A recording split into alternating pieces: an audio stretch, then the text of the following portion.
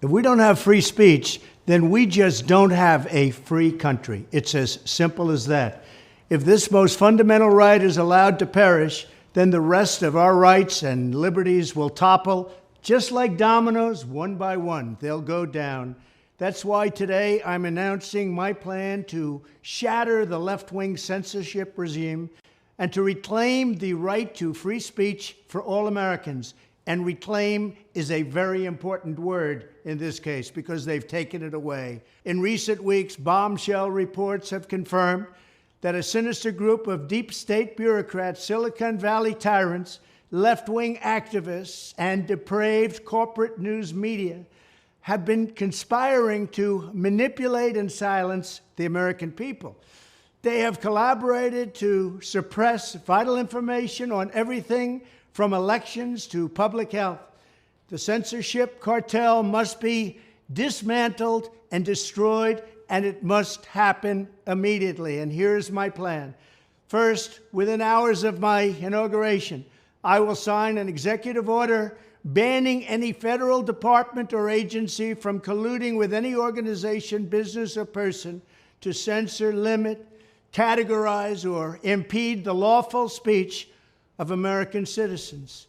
I will then ban federal money from being used to label domestic speech as mis- or disinformation.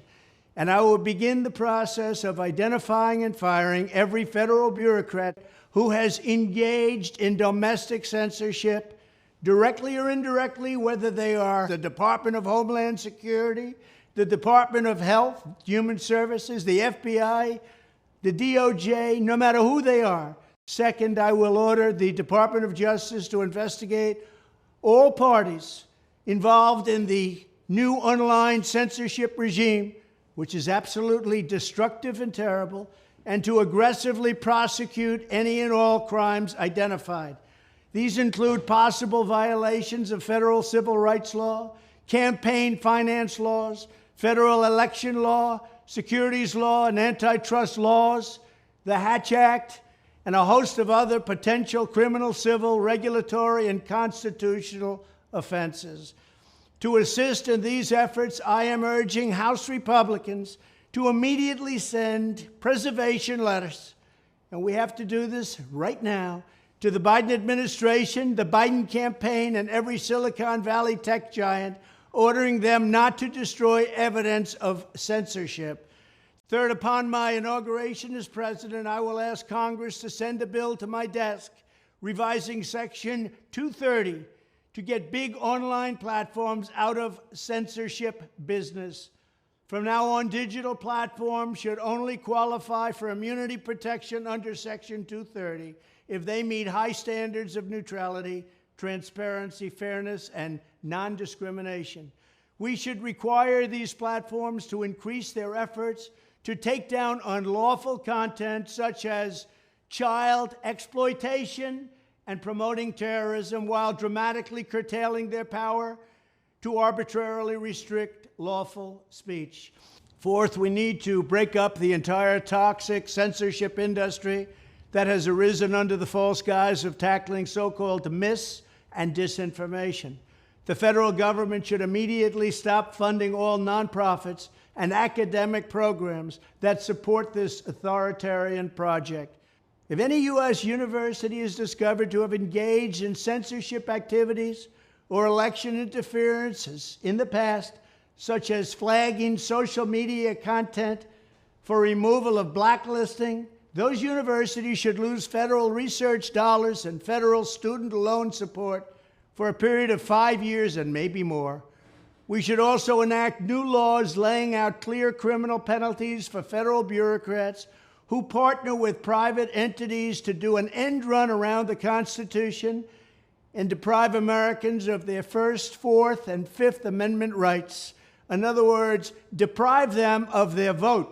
And once you lose those elections, and once you lose your borders like we have, you no longer have a country.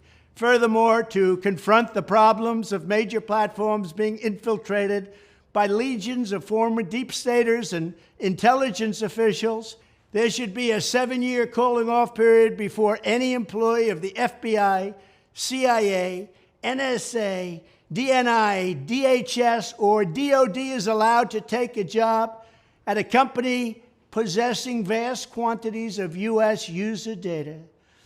Fifth, the time has finally come for Congress to pass a digital Bill of Rights. This should include a right to digital due process. In other words, government officials should need a court order to take down online content, not send information requests such as the FBI was sending to Twitter. Furthermore, when users of big online platforms have their content or accounts removed, throttled, shadow banned, or otherwise restricted, no matter what name they use, they should have the right to be informed that it's happening, the right to a specific explanation of the reason why, and the right to a timely appeal.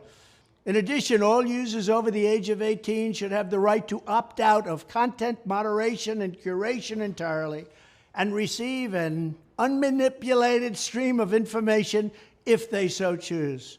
The fight for free speech is a matter of victory or death for America and for the survival of Western civilization itself. When I am president, this whole rotten system of censorship and information control will be ripped out of the system at large. There won't be anything left. By restoring free speech, we'll begin to reclaim our democracy and save our nation. Thank you, and God bless America.